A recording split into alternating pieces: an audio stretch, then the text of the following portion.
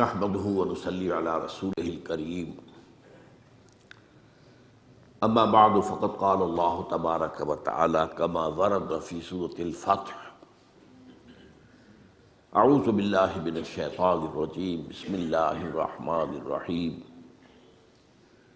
سنة الله التي قد خلت من قبل ولن تجد لسنة الله تبديلا صدق اللہ العظیم۔ وعن عبد الله بن عمرو بن العاص رضی اللہ تعالی عنہما قال قال رسول اللہ صلی اللہ علیہ وسلم لَيَأْتِيَنَّ عَلَىٰ أُمَّتِي مَا أَتَىٰ عَلَىٰ بَنِي إِسْرَائِيلَ حَذْوَ النَّعْلِ بِالنَّعْلِ، رواہ الامام الترمذی رحمہ اللہ۔ رب اشرح لي صدری ویسر لي امری واحلل عقدۃ من لسانی یفقہوا قولی۔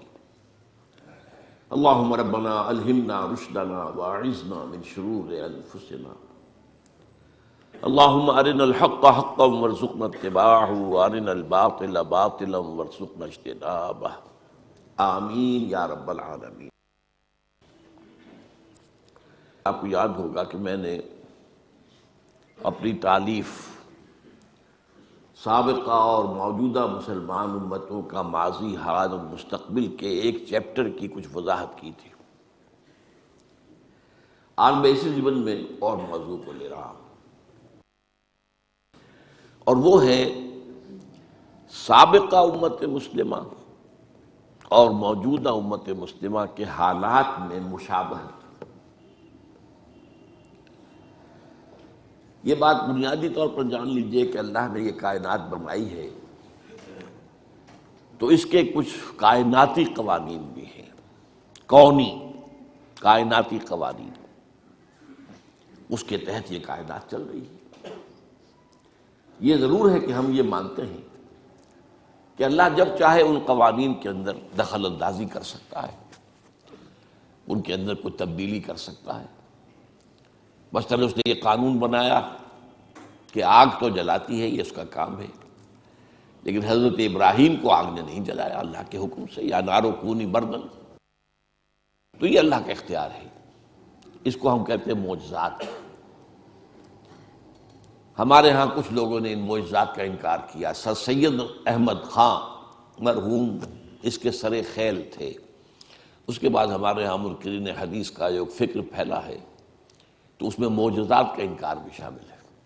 وہ سمجھتے ہیں کہ قانون جو ہے طبعی وہ بالکل اٹل ہے، اس میں کوئی تبدیلی نہیں آ سکتی، کوئی اس کے اندر رکھنا نہیں آ سکتا، لیکن نہیں، ہم مانتے ہیں قوانین ہیں، انہی کے تحت کائنات چل رہی ہے، لیکن اللہ جب چاہے اس کے اندر دخل اندازی کر سکتا ہے، ڈیوائن انٹرونشن۔ اس کے ہاتھ بند نہیں گئے ہیں، بلکہ یہ کہ قانون بنانے کے بعد البتہ یہ ضرور ہے کہ وہ روز روز نہیں اس میں انٹرونشن کرتا، یہ شاذ واقعات ہوتے ہیں۔ ہمیشہ تو ایسا نہیں ہوا کہ آگ نہ جلائے، وہ تو ایک ہی واقعہ ہوا جہاں تک ہمارے علم میں ہے، ورنہ تو موحدین تھے وہ حضرت عیسیٰ کے ماننے والے، جن کو کہ کھائیوں کے اندر قتل اصحاب الاخدود النار ذات الوقود اذ ہم علیہا قعود، ان کو جو ہے جلایا ہے، آگ کی طرف جلے۔ اسی طرح کچھ قوانین ہیں اخلاقی، مورل لاز، وہ بھی اس دنیا کے اندر ان قوانین میں تبدیلی نہیں ہوتی۔ پھر وہی بات، کہیں اللہ تعالیٰ کو خاص دخل دینا چاہے اس کا اختیار ہے، لیکن اخلاقی قوانین بھی ہیں کہ جن کے تحت یہ دنیا کا نظام چل رہا ہے، اور عام طور پر قوموں کے عروج اور زوال کے اندر ان اخلاقی قوانین کا بڑا دخل ہوتا ہے۔ اخلاق کو زوال آتا ہے تو قوم اور تہذیب جو ہے اس کو بھی زوال آ جاتا ہے۔ بہتر اخلاق والے لوگ پیدا ہوتے ہیں تو قوم کو اور تہذیب کو عروج حاصل ہوتا ہے۔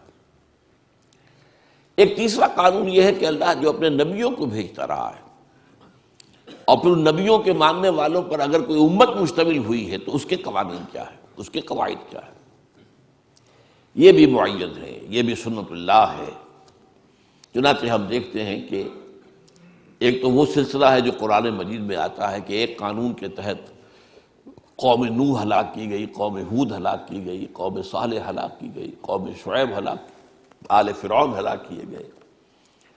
صدوم اور عامورہ کی بستیاں ہلاک کی گئی. یہ ایک ہے گویا کہ تاریخ اپنے آپ کو دہراتی رہی. اللہ نے رسول بھیجا، قوم نے رد کر دیا، اللہ نے عذاب بھیج دیا. پھر بھیجا، پھر قوم نے رد کر دیا، پھر عذاب. مختلف قوموں کا معاملہ ہوا. البتہ یہ کہ امتوں کا معاملہ جو ہے، اگرچہ ہم اصولاً تو یہ مانیں گے کہ امتیں بھی اور بہت سی ہوئی ہوں گی جن کا ذکر قرآن میں نہیں ہے، اس لیے کہ قرآن مجید میں یہ تو بات ہے کہ ہم نے ہر قوم کے لیے ایک ہادی بھیجا، وَلِكُلِّ قَوْمٍ ہاد، اور کوئی بستی ایسی نہیں ہے الا خلا فیہا نذیر کہ جس میں کوئی نہ کوئی خبردار کرنے والا نہ آیا ہو. اب ان میں ایسے بھی ہوں گے کہ جن قوموں نے ان کو تسلیم کیا، مان لیا اور ایک امت کی شکل اختیار کی، ان کی بھی تاریخ ہوگی. یہ قرآن مجید اس کو بیان نہیں کرتا، یہ اس کی حکمت ہے. قرآن کے پیش نظر تھے عرب، اور مقصد یہ تھا کہ ان عربوں سے ایک ایسی امت تیار ہو جائے جو پھر پوری دنیا میں اسلام کو پھیلا دے. اب اگر ایسی بات نہ ہوتی تو پھر پوری دنیا کی تاریخ پڑھائی جاتی عربوں کو، پہلے جغرافیہ پڑھائی جاتا، کہاں کہاں کون کون سی امتیں بسی ہیں، کون کون سے رسول آئے ہیں. تو یہ تو ایک ریسرچ کا موضوع تو ہو سکتا ہے، ہدایت کے لیے ضروری نہیں ہے. ہدایت کے لیے کافی ہے کہ ایک خاص علاقے میں حضرت ابراہیم علیہ السلام کی نسل کی 2 شاخوں میں، بلکہ 3 کہہ دیجئے، جو انبیاء اور رسول آئے ان کے حالات بیان کر دیے گئے. یہی لوگ تھے جو جزیرہ نما عرب کے مختلف گوشوں میں آباد رہے، یا یہ جو آج کا شام کا علاقہ کہلاتا ہے اس میں آباد رہے. کچھ ان کا تعلق جو ہے مصر کے ساتھ جڑ جاتا ہے. باقی اس علاقے کا جو ہے یہ انبیاء کرام اور ان کی امتیں، اور ان میں یہ 2 امتیں جو ہیں ان کی بڑی اہمیت ہے. ایک امت موسیٰ علیہ السلام جنہیں کتاب دی گئی، شریعت دی گئی، تورات. ایک امت محمد صلی اللہ علیہ وسلم جس سے ہم وابستہ ہیں، ان کو ہمیں قرآن دیا گیا اور ہمارے رسول محمد صلی اللہ علیہ وسلم. اب ان میں سے جو پہلی امت ہے، ہمارے ذہنوں میں ان کا کوئی خاص تصور نہیں ہے، کوئی خاص دلچسپی بھی نہیں ہے. ویسے بھی ہماری عام بول چال میں یہودی تو گالی بن چکا ہے، تو اب یہودیوں کی تاریخ سے کیا دلچسپی ہوگی؟ ہم یہودیوں کے بارے میں کوئی اچھا خیال دل میں لا ہی نہیں سکتے، اس لیے کہ ان کی جو اسلام دشمنی ہے وہ اتنی طویل تاریخ اس کی ہے کہ واقعتاً مسلمانوں کے دلوں میں ان کے لیے کوئی گوشہ ہونا ممکن نہیں ہے، نرم گوشہ ممکن نہیں. یہ تو ایک فطری سی بات ہے. لیکن بہرحال تاریخ کو تو آپ نہیں جھٹلا سکتے. آپ نوٹ کیجئے کہ قرآن مجید کا 1/12 حصہ حضرت موسیٰ اور حضرت بنی اسرائیل کے ذکر پر مشتمل ہے. 550 آیات. مولانا حفظ الرحمن سہاروی رحمۃ اللہ علیہ نے جو قصص النبیین کتاب لکھی، اس میں ہر نبی سے متعلق جتنی آیات قرآن میں آئی ہیں ان کی تعداد بھی دے دی. 555 آیات حضرت موسیٰ اور بنی اسرائیل کی. تو اس سے اس کا اہمیت اندازہ کیجئے. وہ جو میں نے بارہا ایک شعر آپ کو سنایا ہے غالب کا کہ ریختہ کے ایک تم ہی استاد نہیں ہو غالب، کہتے ہیں اگلے زمانے میں کوئی میر بھی تھا، وہ بھی بڑا شاعر تھا. تو امت مسلمہ صرف ہم ہی نہیں ہے، ایک امت مسلمہ اور بھی تھی، بڑی عظیم تھی. میں اس کے بارے میں پچھلی مرتبہ بیان کر چکا ہوں. 4 دفعہ قرآن میں آیا ہے کہ ہم نے تمام جہان والوں پر فضیلت دی. کوئی معمولی بات تو نہیں. اور ان میں 1400 برس تک نبوت اس طرح جاری رہی ہے کہ کوئی وقت نہیں آیا جبکہ کوئی نبی نہ ہو. 1400 برس. اور یہ 1400 برس جو ہے ان کا آغاز بھی 2 نبیوں سے، اختتام بھی 2 نبیوں پر. آغاز موسیٰ اور ہارون سے علیہ السلام، اور اختتام عیسیٰ اور یحییٰ پر علیہ السلام. تو اندازہ کیجئے اس کو. پھر ایک اعتبار سے کہ یہ وہ قوم ہے 3500 برس کی تاریخ جو ہے، آپ ذرا نوٹ کیجئے، 3500 برس کی تاریخ ان کی موجود ہے، مدون ہے، لکھی ہوئی ہے. اور کون سی قوم ہے دنیا کی جس کی تاریخ اس طرح مدون؟ تو اب آج جو میں بیان کرنے لگا ہوں وہ یہ ہے کہ حضور نے فرمایا کہ مسلمانوں تمہارے اور ان کے مابین بہت مشابہتیں ہوں گی. یہ گویا کہ سنت اللہ جو ہے انبیاء کے بارے میں، رسولوں کے بارے میں، اور پھر ان کی امت میں جو صاحب امت رسول ہوں ان کی امتوں کے بارے میں بعض حقائق جو ہیں ان کو سمجھ لینا چاہیے کہ ان میں بڑی مشابہت ہے۔ مثلا میں نے ایک حدیث آپ کو سنائی، حضرت عبداللہ بن عمرو بن العاص رضی اللہ تعالی عنہما سے یہ مروی ہے اور ترمذی شریف میں ہے، لَيَأْتِيَنَّ عَلَىٰ أُمَّتِي مَا أَتَىٰ عَلَىٰ بَنِي إِسْرَائِيلَ حَذْوَ النَّعْلِ بِالنَّعْلِ، لازماً آ کر رہیں گے میری امت پر بھی وہ سب حالات جو بنی اسرائیل پر آئے، بالکل ایسے جیسے ایک جوڑے کی دو جوتیاں ایک دوسرے سے مشابہ ہوتی ہیں۔ اس میں فصاحت اور بلاغت کا بھی کمال ہے، ادبیت کا بھی کمال ہے اس حدیث میں۔ جوتوں کی مشابہت جو ہے یہ آپ ذرا غور کیجئے کہ جوتوں کو جوتے رکھے ہوئے ہیں تو ان میں پنجے کے رخ کے حساب سے فرق نظر آئے گا، تو یوں ہوں گے۔ تلوے ملا دیجئے تو بال برابر کا فرق نہیں ہوگا۔ تو ظاہر بات ہے کہ 2000 برس کا فصل ہے ان دو امتوں کے مابین، 2000 برس، تو حالات میں تو فرق و تفاوت تو ہوگا۔ اس امت کی تاریخ 1400 قبل مسیح سے شروع ہوتی ہے اور اس امت محمد کی تاریخ 600 بعد مسیح سے شروع ہوتی ہے، 1400 جمع 600 2000 سے۔ تو مشابہت ہے لیکن فرق بھی ہے، لیکن ایسا ہی ہے جیسے جوتوں کے درمیان اوپر سے دیکھو گے تو فرق نظر آئے گا رخ کے اعتبار سے، اور اگر تلوے جوڑ دو گے، ان بٹوین دی لائنز پڑھو گے تو تمہیں معلوم ہوگا حذف النعل بالنعل، جس کے لیے میں کہا کرتا ہوں کاربن کاپی جیسے ہوا کر، آج کل تو ختم ہوا کاربن پیپر وغیرہ، فوٹو اسٹیٹ اور یہ اور وہ نہ معلوم کیا کچھ ایجاد ہو گیا ہے۔ ایک زمانے میں تو کاربن پیپر ہوتا تھا، اس کے اوپر کاغذ رکھ کے لکھ رہے ہیں، نیچے بھی اتر آیا، اب اس میں فرق تو نہیں ہو سکتا کاربن کاپی کے اندر۔ تو اگر بٹوین دی لائنز دیکھیں گے تو کاربن کاپی۔ اچھا ایک اور پہلو کا بھی، وہ میرا آج کا اصل موضوع نہیں ہے لیکن میں اشارہ کر دوں۔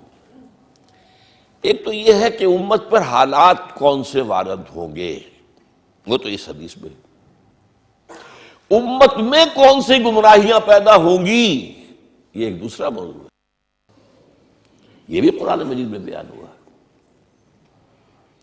یہ جو 10 رکوع ہیں، 5ویں رکوع سے لے کر 15ویں رکوع تک سورہ بقرہ کے، جس میں ایک طویل فرد جرم عائد کی گئی ہے بنی اسرائیل، تم نے یہ کیا، یہ کیا، یہ کیا، یہ کیا، یہ کیا، یہ کیا، جس کے نتیجے میں تم معزول کیے جا رہے ہو، اور اب تمہاری جگہ امت محمد کو ہم نصب کر رہے ہیں۔ اور اس سب کے اندر بٹوین دی لائن دیکھ لیجئے تو معلوم ہوگا ساری گمراہیاں جو وہاں پیدا ہوئی تھی یہاں بھی پیدا ہوئی، جو کہ تم، وہ بھی حذف النعل بالنعل ہے، اعتقادی، اخلاقی، ہر طرح کی وہ ساری گمراہیاں جو وہاں تھی یہاں بھی ہوئی۔ البتہ اس حدیث کے اندر اور ایک دوسری حدیث میں ایک نقشہ اور کھینچا گیا ہے۔ ایک حدیث ہے کہ جو مسند احمد کی ہے، لَتَتَّبِعُنَّ سُنَنَ مَنْ كَانَ قَبْلَكُمْ، تم لازم اور مسلمانوں پیروی کرو گے انہی راستوں کی جن پر تم سے پہلے لوگ چلے تھے، حَتَّى لَوْ دَخَلُوا فِي جُحْرِ ذَهَبٍ لَدَخَلْتُمْ مَعَهُمْ، اگر وہ کسی گوہ کے بل میں گھسے تھے تو تم بھی گھسو گے۔ قالوا یا رسول اللہ ایہود والنصارى، حضور یہ کن کا ذکر کر رہے ہیں، ہم سے پہلے کون گزرے، کیا یہود اور نصرانی؟ قال فمن اذن، اور نہیں تو اور کون، وہ نہیں تو کون؟ اور یہ دوسری حدیث کا میں نے ایک ٹکڑا آپ کو سنایا، لَيَأْتِيَنَّ عَلَىٰ أُمَّتِي مَا أَتَىٰ عَلَىٰ بَنِي إِسْرَائِيلَ حَذْوَ النَّعْلِ بِالنَّعْلِ، اس میں ایک اور سخت ترین بات کہی گئی ہے، حَتَّىٰ إِن كَانَ مِنْهُمْ مَنْ أَتَىٰ أُمَّهُ عَلَانِيَةً لَكَانَ فِي أُمَّتِي مَن يَصْنَعُ ذَلِكَ، ترمذی کی روایت۔ اگر اس سابقہ امت میں کوئی ایسا بد نصیب، بدبخت، شقی اٹھا جس نے اپنی ماں کے ساتھ علانیہ بدکاری کی، تو تم میں سے بھی لازماً کوئی نہ کوئی ایسا بدبخت اٹھے گا۔ یہ میں آپ کو بتا رہا ہوں، یہ جو کچھ قوانین ہیں، ان قوانین کے تحت، جسے ہم کہتے ہیں تاریخ اپنے آپ کو دہراتی ہے۔ اب آج کا میرا اصل موضوع کیا ہے؟ سابقہ امت کی تاریخ کا ایک سکیچ لیجئے، اور اس میں دو ان پر عذاب کے بڑے سخت دور آئے، ان کا تذکرہ، اس کو کمپیئر کیجئے امت محمد کی تاریخ سے، اور اس میں بھی بعین ہی وہی دور، کاربن کاپی۔ ایک تیسرا دور اب شروع ہو رہا ہے، اس کا میں ذکر بعد میں کروں گا، وہ آج کا میرا موضوع نہیں ہے۔ حضور کی بعثت کے زمانے تک دو دور آ چکے تھے عروج کے، دو دور زوال کے یہود پر۔ اس کے بعد ایک تیسرا دور اس صدی کے، پچھلی صدی کے آغاز میں شروع ہوا عروج کا، جس کی شکل ہمیں نظر آ رہی اسرائیل، اور جیسے ڈنکے کی چوٹ وہ کھڑا ہے، اور جس طریقے سے جو چاہتا ہے فلسطینیوں کے ساتھ کر رہا ہے، یہ طاقت اس کی۔ بہرحال وہ آج کا موضوع نہیں۔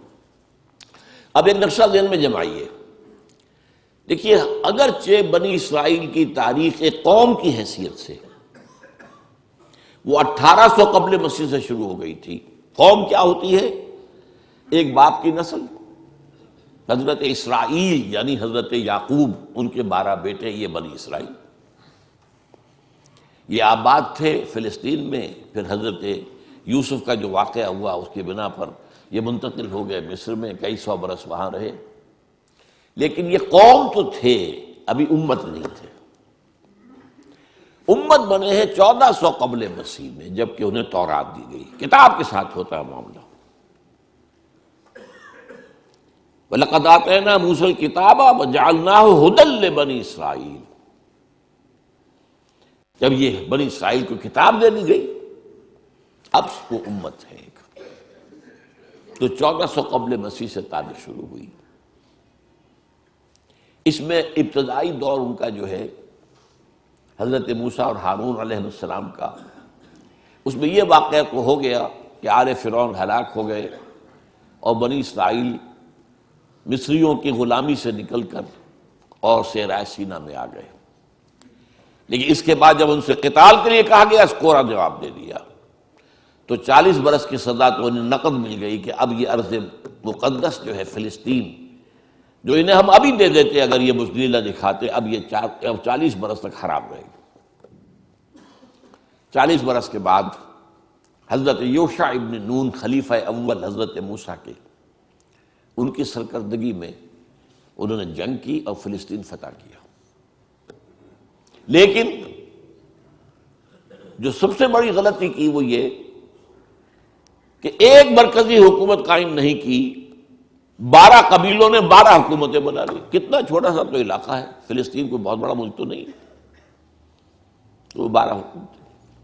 اب ان کا آپس میں جھگڑا، لڑائی، دنگا فساد، ایک دوسرے کے خلاف ایک دوسرے کی مدد، اور پھر ایک دوسرے کے خلاف مدد کے لیے باہر والوں سے، غیروں سے، مشرکین سے مدد لینا۔ تو یہ بہت تباہ ہو گئے تھے تقریباً 300 برس بعد حضرت موسیٰ کی۔ اس کے بعد پھر یہ ہے کہ انہوں نے جو اس وقت کے نبی تھے ان سے کہا کہ ہمیں کوئی سپہ سالار، کوئی بادشاہ ہمارا مقرر کر دیں تاکہ ہم جنگ کریں۔ اب تو حضرت طالوت کو اللہ تعالیٰ نے مقرر کیا، پھر ان کی جنگ ہوئی جس کا سورہ بقرہ میں ذکر ہے۔ حضرت داؤد نے جالوت کو قتل کیا۔ یہاں سے ان کا خلافت راشدہ کا دور شروع ہوتا ہے۔ یعنی نوٹ کیجئے، ہماری خلافت راشدہ حضور کے دور کے ساتھ متصل ہے، ان کی خلافت راشدہ اور ان کے دور نبوت کے درمیان 300 برس کا فاصل ہے۔ پہلا فرق نوٹ کر لیجیے۔ لیکن مشابہت کا حال کیا ہے؟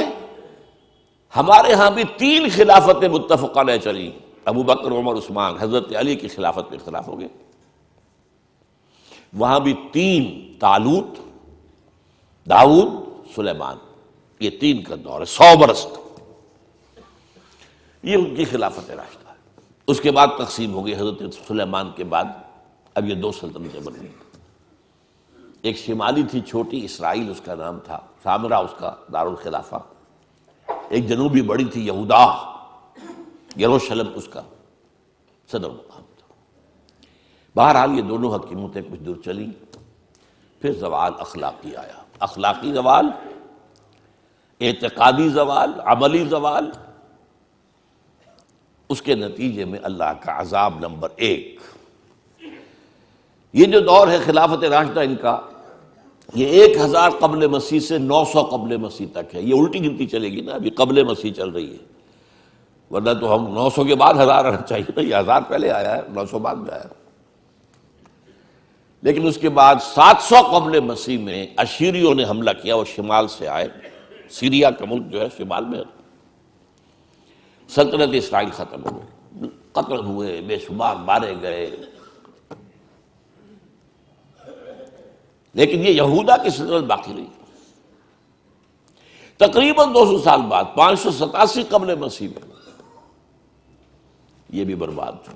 نبوکڈنضر مشرق سے آیا، نوٹ کر لیجئے، اسیرین شمال سے آئے تھے، نبوکڈنضر یہ نمرود تھا، نمرود، یہ جو عراق کے بادشاہ تھے یہ نمرود کہلاتے تھے، نماردہ، جیسے مصر کے فراعنہ یہ نماردہ، تو نبوکڈنضر، بخت نصر اس کو کہتے ہیں اردو میں۔ اور حضرت سلیمان نے جو معبد بنایا تھا، جو مسجد بنائی تھی، وہ اسے ٹیمپل کہہ دیتے ہیں، ہم تو مسجد کہیں گے، حضرت سلیمان کی بنائی ہوئی چیز، اس کو اس نے مسمار کیا، لاکھوں یہودیوں کو قتل کیا، لاکھوں کو قیدی بنا کر لے گیا بیبیلونیا، عراق میں۔ وہاں جا کر وہ جیسے کہ باڑے بنا دیے جاتے ہیں بکریوں کے، ان باڑے بنا دیے گئے، ان کے اندر ڈال دیا گیا۔ یہ تباہی اور بربادی زبردست تھی جس کا قرآن مجید میں ذکر کیا گیا۔ ہیکل سلیمانی کی ایک اینٹ بھی سلامت نہیں رہی، اور ایک انسان بھی زندہ نہیں بچا، یا قتل اور یا کیپٹیو بنا کر کیپٹیوٹی میں لے جاتے۔ اسی زمانے میں حضرت عزیر کا واقعہ ہوتا ہے۔ وہ آئے، انہوں نے دیکھا اس بستی کو، کوئی متنفس نہیں، کوئی سلامت نہیں، تو کہہ بیٹھے کیف یحیی اللہ ھذہ بعد موتھا، اللہ اس بستی کو اب دوبارہ کیسے آباد کرے گا؟ یہ گویا کہ ایک طرح سے ایک شک کی بات تھی نا، جیسے حضرت ابراہیم نے بھی کہا تھا رب ارنی کیف تحیی الموتیٰ، مجھے دکھا دے تم کس طرح زندہ کرے گا مردوں کو۔ اللہ نے 100 سال کے لیے انہیں سلا دیا، بلکہ موت طاری کر دی۔ اماتہ اللہ 100 عام، پھر انہیں اٹھایا۔ اس 100 سال میں انقلاب آ گیا تھا عراق میں، ایران میں ایک زبردست شہنشاہ کھڑا ہوا، سائرس کیخورس ذوالقرنین، اس نے عراق پر حملہ کیا اور ان کو اجازت دے جاؤ تم اپنے شہر کو جاؤ، اپنے ملک میں جاؤ۔ اور اس کے بیٹے داریس نے بہت مدد بھی کی، پیسے بھی بہت دیے، ساز و سامان بھی دیا، جاؤ آباد ہو جاؤ تم فلسطین میں۔ یہ واپس آئے۔ یہ ہے کوئی 100-150 برس کا عرصہ کیپٹیوٹی کے اندر گزرا۔ اسی کے دوران 100 برس حضرت عزیر، ان پر اللہ نے موت طاری کیے رکھی۔ اب وہ آپ جاگے ادھر سے، اب ان کا واپس آنا شروع ہوا، تو ان میں پھر حضرت عزیر علیہ السلام نے توبہ کی منادی کی، ریپینٹ ریپینٹ، توبہ کرو، رجوع کرو، پلٹو اللہ کی جناب میں۔ انہوں نے اس کو لبیک کہا، اس دعوت کو، تو اللہ نے ان کو پھر ایک عروج دیا۔ نوٹ کرتے جائے، پہلا عروج خلافت راشدہ ان کی، 1000 قبل مسیح سے 900 قبل مسیح تک۔ اب یہ جو زوال کا زمانہ ہے، ظاہر بات ہے قوموں کا زوال بھی 2-4 سال کی بات تو نہیں ہوتی نا، وہ تو صدیوں کا معاملہ ہوتا ہے، اوپر ابھرنے میں بھی صدیاں لگتی ہیں، گرنے میں بھی کوئی ایک دن میں تو نہیں گر جاتا۔ لیکن اس کے بعد ان کے اندر جو ایک روح دوبارہ بیدار ہو گئی، ایمان، اخلاق صالحہ، عقائد درست، توحید، تو اللہ نے پھر انہیں دوبارہ عروج دیا۔ مکابی سلطنت قائم ہوئی، جو بہت بڑی سلطنت تھی، حضرت سلیمان کی سلطنت سے زیادہ بڑی تھی زمین رقبہ کے اعتبار سے۔ حضرت سلیمان کو اللہ نے جو حکومت دی تھی وہ تو کسی اور کو دی نہیں، کہ ہوا پر بھی حکم چلتا تھا اور جنات پر بھی، اور وہ پرندوں کی بولی بھی سمجھتے تھے۔ یہ بات تو وہ ہے جس کے بارے میں قرآن میں ہے، انہوں نے دعا کی تھی اللہ مجھے وہ حکومت عطا کیجو جو کسی اور کو نہ دے دو، اللہ نے ان کی بات مانی۔ لیکن رقوہ زمینی جو ہے مکابی سلطنت کا حضرت سلیمان کی سلطنت سے بھی زیادہ تھا۔ تو یہ دوسرا عروج ہو گیا ان کا۔ لیکن اب پھر دوبارہ زوال آیا، یہ تو ہے نا اوپر نیچے کا معاملہ، ہر کمال راز زوال، یہ بھی اللہ کے قانون میں سے ایک ہے۔ ہر کمال کے بعد ایک زوال آتا، ہر مد کے بعد ایک جزر ہے، ہر جزر کے بعد ایک مد ہے۔ اب جو ان کے اندر زوال آیا تو اب ان پر جو عذاب کے کوڑے پڑے ہیں، پہلے یونان سے نکلا سکندر اعظم، رونتا ہوا چلا گیا، وہ تو پھر جلدی مر گیا۔ سلیوکس اس کا جو سالار تھا اس نے یہ حکومت قائم کی، انہیں رگڑا اچھی طرح۔ یونانی ختم ہوئے تو رومی آ گئے، رومیوں نے رگڑا ان کو۔ یہ رومیوں کا اقتدار کا زمانہ تھا جب حضرت مسیح بھیجے گئے ان میں۔ اقتدار ان کا تھا، اگرچہ لوکل انہوں نے ایک حکومت یہودیوں کی قائم کر رکھی تھی۔ جیسے ہمارے ہاں انگریز کے دور میں یہ ریاست بھاولپور ہے، نواب بھاولپور بیٹھے، تو وہ کوئی اختیار تو ان کا نہیں ہوتا تھا، وہ تو ریزیڈنٹ انگریز بیٹھا ہوا ہے، وہ سارے معاملات تو وہ کنٹرول کرتے تھے۔ یہ ایسے ہی راج جو ہے راجا مہاراجا نواب، تو اصل حکومت تو انگریز کی تھی۔ تو یہ رومنز کی حکومت کے تحت جو ہے ان کا ایک لوکل نظام تھا، مذہبی نظام بھی تھا۔ سین ہیڈرن ان کا ایک بہت بڑا ادارہ تھا جس میں ان کے بڑے بڑے ربائی بیٹھے ہوتے تھے، فیصلے کرتے تھے۔ لیکن یہ ہے کہ حضرت مسیح جب آئے علیہ الصلوۃ والسلام، ان کو انہوں نے رد کیا، نہ صرف رد کیا، انہیں ولد الزنا قرار دیا، انہیں جادوگر قرار دیا، ان کو کافر اور مرتد قرار دیا، واجب القتل قرار دیا۔ آخری سلوک جو کسی رسول سے کسی امت نے کیا ہو کبھی، میں نہیں سمجھتا کہ اس کے آس پاس کا کوئی معاملہ کسی رسول کے ساتھ ہوا۔ سین ہیڈرن جو تھا ان کا، انہوں نے فیصلہ کیا یہ واجب القتل ہے، لیکن ایگزیکیوٹ نہیں کر سکتے تھے، خود نہیں کر سکتے تھے۔ وہ جو پائلیٹس پونٹس بیٹھا ہوا تھا گورنر، وہ کر سکتا تھا۔ اس سے کہا گیا اسے سولی چڑھاؤ، اس نے کہا ہمارے علم میں تو اس کا کوئی جرم ہے نہیں، کیسے سولی چڑھا دیں؟ آخر رومن امپائر قانون کے اوپر چلنے والی تھی۔ کہ نہیں، یہ ہمارا معاملہ ہے، ہمارا حکم ہے، ہمارے سین ہیڈرن کا فتویٰ ہے، ہمارے بڑے بڑے جو مفتی بیٹھے ہوئے ان کا فتویٰ ہے۔ تو یہ الفاظ آتے ہیں انجیل کے اندر کہ اس نے تشلا منگایا پانی کا، اس میں ہاتھ دھوئے اور کہا I wash my hands of the blood of Jesus. دیکھو میں تو اپنے ہاتھ دھو رہا ہوں، اس یسوع مسیح کے خون کے پلانے میں میرا کوئی ہاتھ نہیں ہے۔ You will be responsible. ان کا ہاں ہم سب لیتے ہیں اپنے اوپر گناہ، اس کا لیتے ہیں، ہم لیتے ہیں، اگر کوئی گناہ ہے تو ہم پر ہے اور ہماری اولاد پر ہے۔ اتفاق سے اسی ہفتے جو آیا ہے نیوز ویک، اس میں ایک مضمون ہے، یہ جو قانون جو ان کا معاملہ تھا یہ ان کے ہاں طے شدہ رہا ہمیشہ عیسائیوں کے ہاں کہ یہودیوں نے قتل کیا ہمارے جو بھی وہ خدا کا بیٹا جسے کہتے ہیں، خدا ہی کہتے ہیں۔ لہذا یہودیوں کی سخت دشمنی تھی، سخت نفرت تھی، انہیں بری طریقے سے جو ہے وہ کچلتے تھے، قتل بھی کرتے تھے، قتل عام بھی کرتے تھے، یہ سب کچھ ہوتا رہا۔ لیکن 1965 میں جو مر گیا ہے پوپ، اس نے کہا کہ نہیں، ان یہودیوں پر وہ جو ہے مسیح کے خون کا کوئی ذمہ داری ان پر نہیں ہے۔ تو اس کے خلاف کچھ ان کے جو ہے جو بشپس ہیں انہوں نے بغاوت کی کہ یہ غلط ہے، یہ کیسے تم نے بدل دیا معاملہ، یہ بائبل میں لکھا ہوا ہے، 1965 برس کے بعد تمہیں یاد آیا ہے۔ بہرحال وہ ایک بہت اچھی ایک بحث ہے جو اس میں آئی ہے، تو وہ میں نے کہا ہے کہ اس کو ہم شائع کریں میثاق میں، تاکہ اس میں ندائے خلافت میں آپ کو اس کی معلومات حاصل ہو۔ بہرحال انہوں نے بس پڑھتے تو سولی پر چڑھا دیا۔ اللہ نے کیا کیا یہ چھوڑ دیجیے، کیا کیا اللہ نے؟ اٹھایا، زندہ اٹھایا۔ اس کی جگہ پر کون ہوا ہے؟ کروسیفکشن تو ہوئی ہے، کس کی ہوئی ہے؟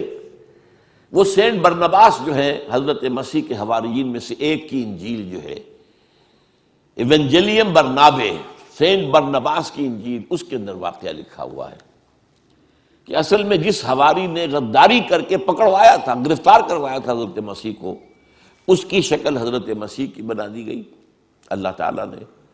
اور جب وہ فوجی داخل ہوئے ہیں رومی گرفتار کرنے کے لیے، تو اس سے پہلے ہی اللہ کی طرف سے 4 فرشتے آئے ہیں، چھت پھٹی ہے اس کوٹھری کی، اور وہ حضرت مسیح کو لے گئے. اب یہ گھبرایا ہوا باہر نکلا، تو بقیہ جو حواری تھے وہاں ان کے، اے ہمارے استاد، اے ہمارے آقا. بس وہ رومنز نے سمجھا یہی ہے، اس کو پکڑا اور وہ ہے جو سولی چڑھا ہے. یہ ہے، ہمارے ہاں نہیں ہے، یہ نہ قرآن میں ہے، نہ حدیث کی کسی کتاب میں ہے، نہ میرے علم کی حد تک کسی تفسیر میں ہے. یہ تو پچھلی صدی میں پوپ کی لائبریری سے برآمد ہوئی. اس لیے کہ آپ کو معلوم ہونا چاہیے کہ انجیلیں سینکڑوں تھی تعداد میں، 300 انجیلیں تھیں. ان میں سے 4 سلیکٹ کی انہوں نے کہ یہ ہمارے ہاں کینونیکل کہلائیں گی، قانونی مستند انجیلیں 4 ہیں. متی کی ہے، مارک کی ہے، لوک کی ہے، جان کی ہے، 4 ہیں. تو گویا کہ 296 تو اپوکریفل کہلاتی ہیں، غیر قانونی، غیر مستند انجیلیں موجود ہیں. ان میں سے ایک انجیل ہے برنباس کی. اب وہ مانتے ہیں کہ ہاں برنباس حضرت مسیح کے حواریوں میں سے ایک تھے، یہ مانتے ہیں، لیکن انجیل کو نہیں مانتے. وہ کہہ رہے ہیں کسی مسلمان نے لکھی. مسلمان نے لکھی ہوتی تو مسلمانوں کے علم میں ہوتی، مفسرین نے کئی حوالے دیے ہوتے. قرآن مجید میں یہ تو ہے اللہ نے اٹھا لیا، کب اٹھایا، کس وقت اٹھایا، کیسے اٹھایا، یہ قرآن میں نہیں ہے. عقیدہ ہمارا ہے اللہ نے زندہ اٹھایا ہے، وہ دوبارہ آئیں گے، ان پر موت وارد نہیں ہوئی. بہرحال وہ تو معاملہ ختم ہوا، اس کو سولی دے دی گئی. اس کے بعد حضرت مسیح علیہ السلام کے رفع سماوی کے 40 برس بعد سن 70 عیسوی میں اب عذاب کا دوسرا کوڑ آیا زبردست. انہوں نے کچھ بغاوت کی تھی. ان کے ہاں ایک انڈر گراؤنڈ موومنٹ چل رہی تھی رومیوں کے خلاف، زیلوٹس کہلاتے تھے، زیلوٹس. انہوں نے بغاوت کی. ٹائٹس رومی جنرل نے پھر جو ان کو 1,33,000 یہودی ایک دن میں قتل کیا یروشلم میں. اور انہوں نے جو دوسرا بنا لیا تھا حضرت عزیر کے بعد علیہ الصلوۃ والسلام، دوسرا جو ان کا جو ہیکل سلیمانی، سیکنڈ ٹیمپل جسے کہتے، وہ گرا دیا اور یہودیوں کو نکال دیا گیا. نکل جاؤ یہاں سے، کوئی یہودی فلسطین میں نہیں رہے گا. یہ کہلاتا ہے ان کا ڈایاسپورا. اب یہ چلے گئے، کوئی روس میں چلے گئے، کوئی سینٹرل یورپ کے ملکوں میں چلے گئے، کوئی شمالی افریقہ میں چلے گئے، ترکی میں آ کے آباد ہو گئے، ہندوستان میں آ گئے. کراچی میں بھی ایک مجلس ہے سینیگوگ ان کی، مسجد بنی اسرائیل، تالا لگا رہتا ہے اس میں، لیکن معلوم ہوتا ہے یہاں بھی کوئی یہودی آ گئے تھے. اب کوئی نہیں ہے غالباً وہاں موجود. ایران میں تو اب بھی ہے بہت سے. اصفہان کے اندر بڑی ان کی حیثیت ہے، کاروبار تجارت وغیرہ میں ان کا بڑا دخل ہے. اور وہیں سے آتا بھی حدیث میں کہ 70,000 یہودی اصفہان سے دجال کے ساتھ شریک ہوں گے. ترکی میں ہے، ترکی میں بڑی عمدہ حیثیت میں ہے یہ. لیکن بہرحال فلسطین سے ان کا نکلنا ہوا 70 عیسوی. اور یہ کب تک جاری رہا؟ یہ 1917 عیسوی تک جاری رہا. کتنے ہو گئے؟ 1835 30 35 کتنے ہوں گے. ان کا داخلہ وہاں بند تھا. ہاں، جب حضرت عمر کے ہاتھوں فتح ہوا یروشلم اور عیسائیوں نے ہینڈ اوور کیا، انہوں نے شرط لگوائی، معاہدہ جو ہوا ہے، آپ یہاں کسی یہودی کو آباد نہیں ہونے دیں گے.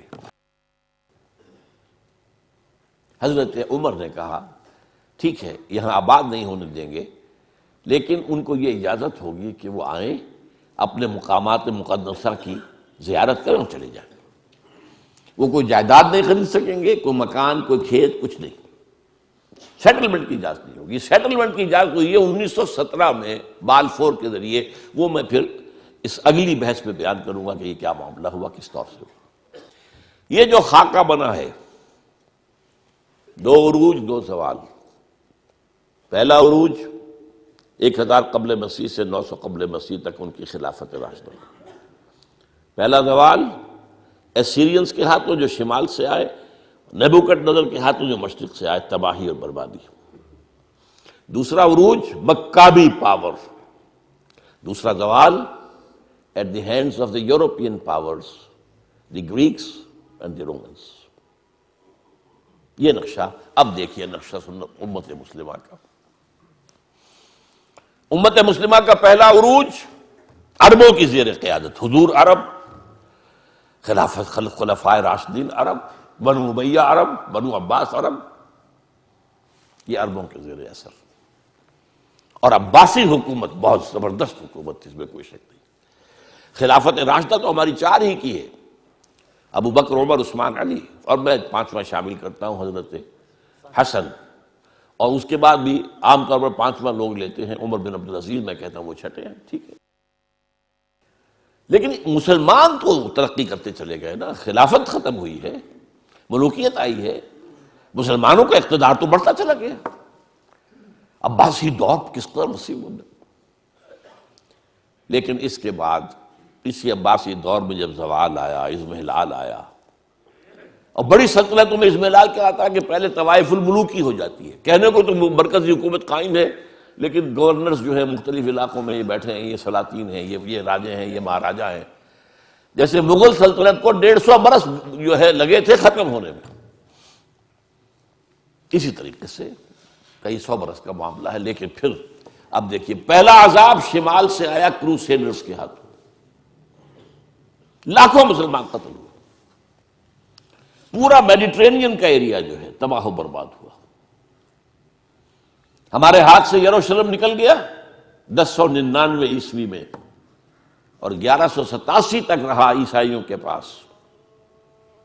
1187 میں کرد صلاح الدین ایوبی نے واپس لیا ہے۔ عرب مر چکے تھے، کھوکھلے ہو چکے تھے، کھونے والے عرب تھے، واپس لینے والے عرب نہیں تھے، کرد تھے۔ آگے ایک کاربن کاپی آ گئی، شمال سے اسیرینز، شمال سے کروسیڈرز، مشرق، اس کے بعد اگلا آیا مشرق سے دی تاتاری ہورڈز، تاتاریوں کے حملے، جس میں پورا خراسان ختم ہوا، پورا ایران ختم ہوا، افغانستان کا بڑا حصہ ختم ہوا، عراق کا بھی آدھے سے زیادہ ختم ہوا، اور آخری خلیفہ جو تھا بنو عباس کا، اس کو بحل میں سے کھینچ کر نکالا گیا اور ایک جانور کی کھال میں لپیٹ کر ڈال دیا گیا راستے میں، اور گھوڑے دوڑا دیے گئے۔ That was the end of the Abbasid power. Or that was the end of the Arab leadership of the Muslim Ummah. یہ 2 سال اس سے پہلے اور 200 سال اس کے بعد، یہ وہ دور ہے گراوٹ کا، پستی کا۔ اس کے بعد اب جو وہاں ہوا تھا یہاں بھی ہوا۔ عجیب بات ہے، جن تاتاریوں نے کروڑوں مسلمانوں کو مارا وہ اسلام لے آئے۔ اب ان کے ہاتھوں، ان کے ذریعے سے امت مسلمہ، مسلمانوں کو عروج کا دوسرا دور آیا۔ فرق یہ ہے کہ کوئی مرکزی حکومت تو ایک قائم نہیں ہوئی، لیکن یہ سارے جو ہے آپ گن جائیے، ترکان تیموری، یہ مغل امپائر ان انڈیا، ترکان صفوی آف ایران، ترکان سلجوقی آف مڈل ایسٹ، ترکان عثمانی، ان کی جو حکومت قائم ہوئی ہے وہ تو رومن امپائر کی یوں سمجھیے کہ طرح کی حکومت تھی کہ 3 بر اعظموں پر مشرقی یورپ کا کتنا بڑا حصہ تھا، کتنا بڑا حصہ تھا، شمالی افریقہ، پورا مغربی ایشیا کا بڑا چنک یہ سلطنت عثمانیہ میں شامل تھا۔ یہ ہمارا دوسرا عروج کا دور ہے۔ لیکن پھر زوال آیا، ہر زوال ہے، ہر کمال لا زوال ہے، پھر گراوٹ آئی، پھر اخلاق گرے، پھر عقائد کے اندر مشرکانہ اوہام آئے، نئی سے نئی رسومات ایجاد کی گئی۔ اب جو زوال آیا وہاں کن کے ہاتھوں آیا تھا؟ European, Greeks and Romans. ہم پر آیا کن کے ہاتھوں؟ سب سے پہلے اسپینیئرز کے ہاتھوں، ہسپانیہ کے عیسائیوں نے مسلمان کی حکومت ختم کی وہاں پر، اور تہس نہس کر دیا۔